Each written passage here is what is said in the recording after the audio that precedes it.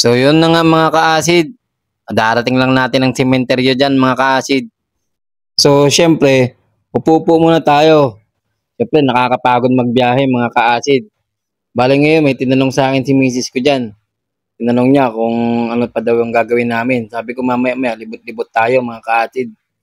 So yun na nga, bale mga ka-acid, bale yan yung anak ko. Sama ko na dyan mga ka-acid. Nag-iisip-isip din kung ano yung mga gagawin namin. Kung ano yung mga kakainin, syempre nagdala na rin ako dyan mga ka-acid ng pansit mga ka-acid para may salo-salo kami dyan na pagkain mga ka-acid. Bali yung pamilya ko mga ka-acid, bali may kanya-kanya kaming dala dyan. Yung iba may dalang spaghetti, yung iba may dalang kakanin, yung iba nagluto din ng minudo at saka kanin. Bali yan mga ka-acid, dyan na rin kami maghahapunan para mas masarap. Bali ito yung pamangking ko mga ka-acid. Yan kasama ko lagi yan magpa-check up dati mga ka-acid sa ospital. Lagi kong kasama yan mga ka-acid. Puro pa-check up. Sabi ko sa kanya, isama ko siya sa vlog. So yun yung mga ka-acid. Iniisip ko kung anong gagawin ko dyan. Itatay ko dahil syempre mahirap talaga pag kabilang buhay ka na mga ka-acid. Iniisip ko kung anong gagawin ko. Magtitirik ba ako ng kandila o mamaya na mga ka-acid. Medyo nagugutom na tayo dyan mga ka-acid kasi mag-aalas 4 na yan mga ka-acid. Kaya nag-iisip-isip ako kung kakain na ba ako o mamaya na lang mga ka-acid. So yung palang bulaklak na yan mga ka-acid, binili natin yan ng 800 pesos. Siyempre, para kay tatay, mahal natin sa buhay, bibilihin natin yan. Kahit mahal yan mga ka-acid. So kailangan, kaya yan na pala mga ka-acid, magtitirik na tayo ng kandila para kay tatay. Siyempre, bumili tayo ng 2 kandila. Bali 2 plastic yan. 2 malaki at 2 maliliit mga ka-acid. Siyempre, pagtitirikan natin si tatay ng kandila. Ang kinamatay pala ni tatay mga ka-acid, tatay ko, ay high blood. Siyempre, malakas kumain. Manginginom din katulad ni Cardo. Dapat di natin abusuhin yung katawan natin mga ka-acid. Yun, inabot siya namatay siya mga ka-acid. 63 years old, namatay si tatay ko mga ka-acid. Kaya bali 7 years na siyang nakalibing dyan mga ka-acid. So yun na nga mga ka-acid. Siyempre magtitirik na tayo ng kandila para kay tatay. Medyo malakas ang hangin dyan mga ka-acid. Kaya medyo dahan-dahan lang tayo. Siyempre matitirik din natin yan kahit dahan-dahan mga ka-acid. Yan palang kandila na yan mga ka-acid. Siyempre, dala natin yan. At saka nagtinda rin tayo ng kandila, mga ka-acid. Siyempre, yun ang negosyo natin, mga ka-acid. Siyempre, binuksan ko rin dyan, mga ka-acid, yung isang pakete dyan, mga ka-acid. Isang plastic. Para sisindihan ko din yung 2. Para maliwanag, mamayang gabi, mga ka-acid. Ayan na nga, mga ka-acid. Bali kumakain na sila, mga ka-acid, yung pamilya ko. Siyempre, ito si nanay ko. Tapos nang kumain, kaya painom-inom na lang siya mga ka-acid. Siyempre, yung iba mga bata dyan, kumain na rin mga ka-acid. Yan na nga mga ka-acid, sinindihan ko pa yung 2 kandila mga ka-acid. Para kay tatay. Para mamayang gabi medyo maliwanag. Siyempre mas maganda pagka maliwanag mga ka-acid. Maganda yan mamaya mga ka-acid. Pag madilim na. Siyempre maliwanag yan pag marami ng kandila. Naalala ko tuloy, mga bata pa kami, mga ka-acid. Yung mga kandila na yan, mga ka-acid, binibenta rin namin yan. Kinukuha din namin yan, mga ka-acid. Tapos binibenta namin. Naalala ko pa noon, mga ka-acid, 2 piso lang yata yun. Yan nga, mga ka-acid. Yan na, bali kumakain na sila, mga ka-acid. Medyo ako dyan, siyempre nag-iisip-isip na rin ako kung kakain na ako. Yan pala mga ka-acid, yung pansit na yan ang dala ko mga ka-acid. Kasi kanya-kanya kaming dala dyan. Yung iba may dalang spaghetti, yung iba may dalang minudo. Para dyan na rin kami kakain hanggang gabi yan mga ka-acid. So yan na nga mga ka-acid. Nagutom na si Cardo Talisay.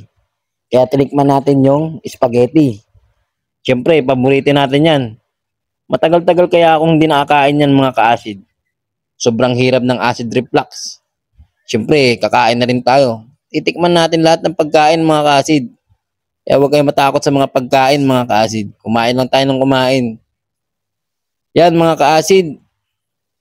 Kain lang ng kain si Cardo. Siyempre nagutom ako. Mahirap magtirik ng kandila mga ka-acid. Nakakagutom pala. Akala ko simple lang. Mahirap pala magtirik. Nakakagutom. Naku mga ka-acid. Sobrang lami kaayo mga ka-acid. May mekos-mekos ko na to. Ngayon, ito naman kapatid ko, sumingit pa sa pagbablog mga ka-acid. Gusto niya yatang mamekos-mekos ni Cardo Talisay mga ka-acid. Sabi niya sa akin, kung maganda daw siya, sabi niya. Sabi niya kung maganda daw siya sa cellphone mga ka-acid. Sabi ko naman hindi. Yan na nga mga ka-acid, tinitignan niya talaga kung maganda siya. Eh syempre si Cardo Talisay, kain lang ng kain. Eh nagutom tayo eh. Yan mga ka-acid. Minekos-mekos ko na yung spaghetti dyan mga ka-acid sa bibig ko. Syempre masarap kumain ng spaghetti mga ka-acid. Mapapasana all ka na lang dyan. Yan mga ka-acid. Nagbibiruan na kami ng bayaw ko dyan mga ka-acid. Syempre sabi ko, pagkatapos namin kumain, mag-iinom na kami. Syempre gino-joke ko lang siya mga ka-acid. Eh si Cardo hindi na nag-iinom niyan eh. Mahirap na tayo mag-inom. Baka madali na naman tayo ni acid mga ka-acid. So yun na nga mga ka-acid, sobrang gutom ko dyan. Halos kumain lang ako ng kumain dyan. Siyempre, sobrang gutom ko dyan mga ka-acid. Pati kutsara, gusto ko na rin kainin mga ka-acid. Ayan pala mga ka-acid. Bali nakadalawang plato tayo niyan mga ka-acid ng spaghetti. Masarap yung luto ng ate ko eh, yung spaghetti mga ka-acid. Kaya nakadalawang plato tayo mga ka-acid. Siyempre, nakakapagod magtinda mga ka-acid. Kahit matumal, siyempre magtinda pa rin tayo mga ka-acid. Para sa pamilya natin mga ka-acid. Bali itong si bayaw ko mga ka-acid. Nagutom din. Bali kumuha ulit siya ng kanin. Siyempre nakakagutom talaga. Mag-riders. Siya pala, yung bayaw ko na yan mga ka-acid. Rider siya sa Shopee mga ka-acid. Nagdi-deliver siya. So yan mga ka-acid. Bali yung ibang mga kapatid ko, mga anak ko, tsaka mga pamangking ko, makain na rin dyan. Yan na nga mga ka-acid yung na yan, yung pansit na yan. Bali yan yung share ko, bubuksan na nila nanay. Titikman daw nila kung masarap. Bali yung pansit na yan mga ka-acid. Binili natin yan. 650 yan mga ka-acid. Bali yan ay large. Siyempre pagka medium lang, baka mabitin sa amin. Kaya large ang binili natin. Yan, titikman na daw nila kung masarap daw yung luto dito. Bali binili natin dyan dito sa amin, sa bayan. Mas masarap kasi yung luto mga ka-acid. Siyempre, kung tayo magluluto, mas mahirap. Hindi na tayo makapagluto. Siyempre, busy tayo sa trabaho mga ka-acid. So, yun na nga mga ka-acid. Minikos-mikos na ni nanay. Siyempre, titikman daw ni nanay kung masarap yung luto. Siyempre, minikos-mikos niya na mga ka-acid. So, yan na nga mga ka-acid. Naggabi na mga ka-acid. Siyempre, paggabi na yan. Bali yan, 7 o'clock na yan mga ka-acid. Sabi ko sa kanila kung anong oras kami uuwi. Napagdesisyonan namin, mga 9 na kami uuwi mga ka-acid.